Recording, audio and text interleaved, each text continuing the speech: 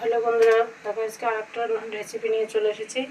যে চিংড়ি মাছের মালাইকারি করব, সেই রেসিপিটা নিয়ে চলে এসেছি। পুরো ভিডিওটা দেখতে থাকো, কেউ স্কিপ করো না।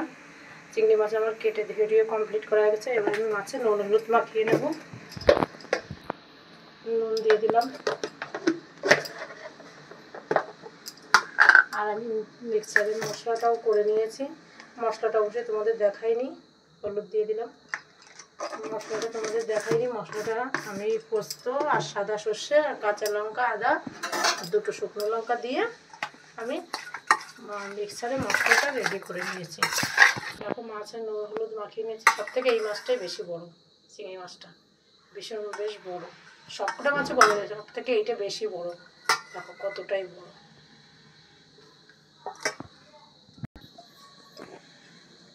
আমি কড়াইতে তেলটা দিয়ে দিলাম।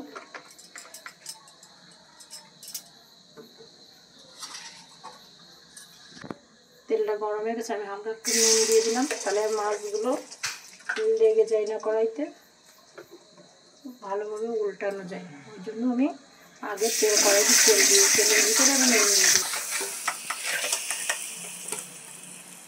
মাছটা ভেজে নেব।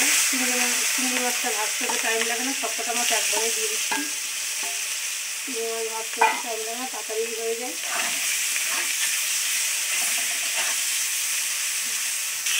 দেখতেই পাচ্ছি চিংড়ি মাছ ভাজতে টাইম লাগে না, একদম সব থেকে চিংড়ি মাছ ভাজতে তাড়াতাড়ি হয়ে যায়। দেখতে পাচ্ছি বন্ধুরা, দেওয়ার সঙ্গে সঙ্গেই ভাজা হয়ে যায়। আর দেখো বড়ো চিংড়ি মাছটা শুকিয়ে গেছে, এই বড়ো চিংড়ি মাছটা দিয়ে শুকিয়ে গেছে।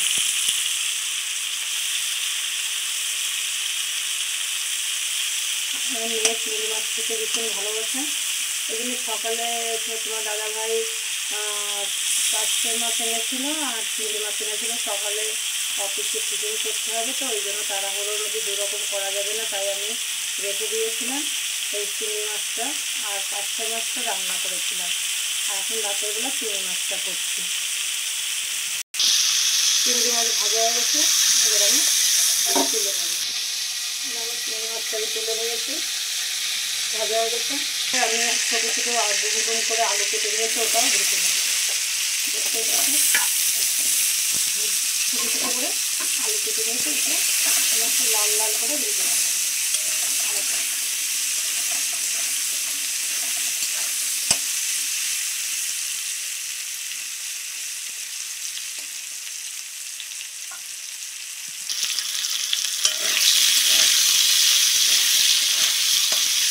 আলুটা এখনও ভাজা হয়নি, আরও একটু ভাজতে হবে।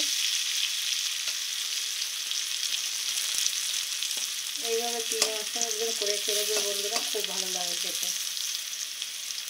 আলু ছাড়াও করতে পারো, আমাদের আলু খেতে পছন্দ করে, ওই জন্য আমি খেতে পছন্দ করি না আলুটা, কিন্তু আর বাকি আর কয়েকজন আলু খেতে ভালোবাসে, ওই জন্য আমি আর অল্প করে দুটো আলু দিয়ে দিলাম। এই যে আমার আলুটা ভাজা হয়ে গেছে, দেখতেই পাচ্ছ লাল লাল করে ভেজে নিয়েছি। এবার আমি আলুটা তুলে নেব।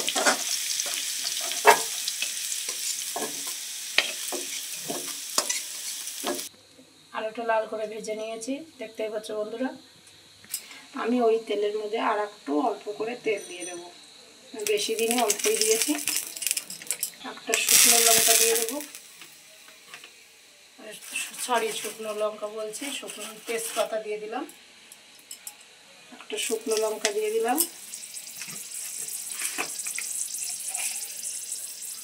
একদম সামান্য দুটো সাদা জিরে দিয়ে দিলাম। ফোড়নটা আমার ভাজা ভাজা করা গেছে, এবার আমি মশলাটা দিয়ে দিলাম। মশলাটা কষিয়ে দিই।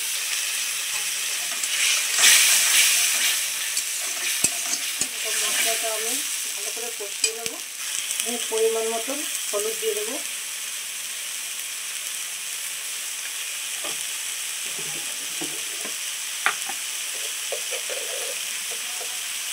পরিমাণ মতন নুন দিয়ে দেবো,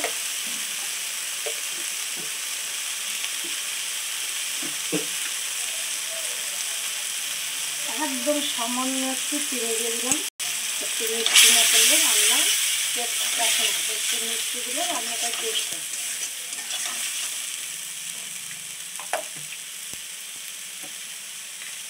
দেখো আমি মশলা মিক্সারে করেছিলাম সেই জল দিয়ে দিলাম, দিয়ে ভালো করে আমি কষিয়ে নিলাম। মশলাটা একটু ভালো করে কষিয়ে নেব। আবার সর্ষের মশলাটা আবার অতিরিক্ত বেশি কষানোও যাবে না, অতিরিক্ত বেশি কষালে তিক্ত ভাব এসে যায়। ভেজে রাখা আলুটা দিয়ে দেবো, দিয়ে আলুটাও কষানো যাবে এবং মশলাটাও কষানো যাবে, আমরা বেশি কষালে মশলাটা তিতো হয়ে যাবে, তার জন্য আমি দুটো একবারে দিয়েই কষিয়ে নেব। কেউ স্কিপ করে না, পুরো ভিডিওটা বন্ধুরা সবাই দেখতে থাকো। সবার পাশে সবাই এইভাবে থাকতে হবে, একে অপরের পাশে এইভাবে না থাকলে কেউ এগিয়ে যেতে পারবে না, একা একা কিছুই করা যাবে না। সবার পাশে সবাই থেকে এইভাবে এগিয়ে যেতে হবে।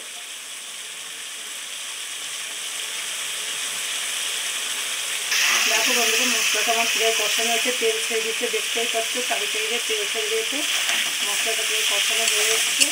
আর একটু সময় আমি কষিয়ে নেবো, 2 মিনিট মতন কষিয়ে নেবো, তার থেকে বেশি কষানো লাগবে না, কারণ সর্ষেটা তো অতিরিক্ত বেশি কষালে তিতো হবে সেটাই, ওই জন্য। আর এমনিও কষানো হয়েও এসেছে, দেখতেই পাচ্ছ কেমন জল তেল ছেড়ে দিয়েছে।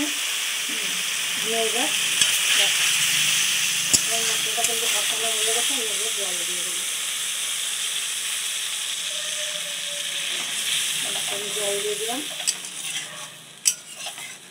অবশ্যই সবাই একটু পুরো দিকে দেবো, কেউ স্কিপ করে দেখবে না, ফুল ভিডিওটা অনুরোধ রইল দেখার, ফুল ভিডিওটা দেখো বন্ধুরা।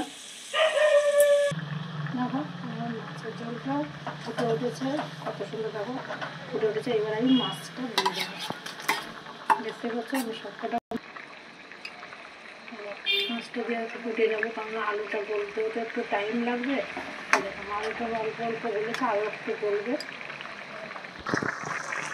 দেখো বন্ধুরা আমার মাছের ঝোলটা কিন্তু হয়ে এসেছে পুরো, দেখতেই পাচ্ছ।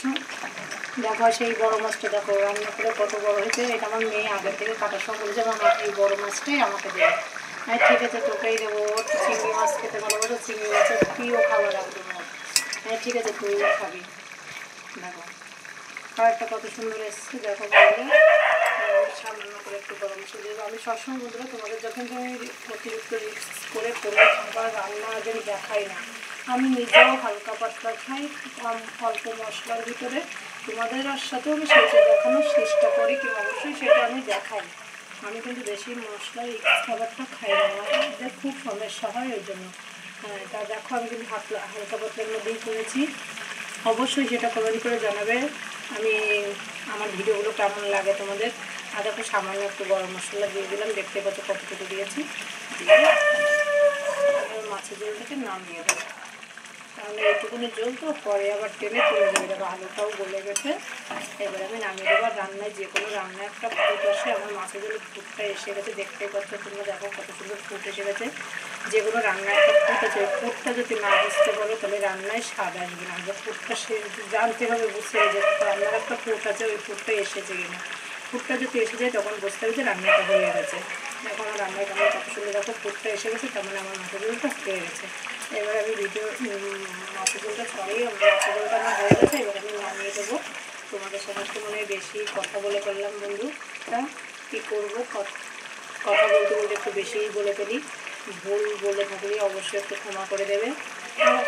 কেউ কিন্তু লাইক করতে বলবে না, আমাকে লাইক করো না কেন, ভুল একটু লাইক দেখলে জানো কত ভালো লাগে বন্ধুরা, তোমরা একটু লাইক করো না কেন? লাইক করতে কী হয় তোমাদের, অনেকে দেখছি কমেন্ট করছো, লাইক করতে ভুলে যাও, আগে তো আমিও ভুলে যাই।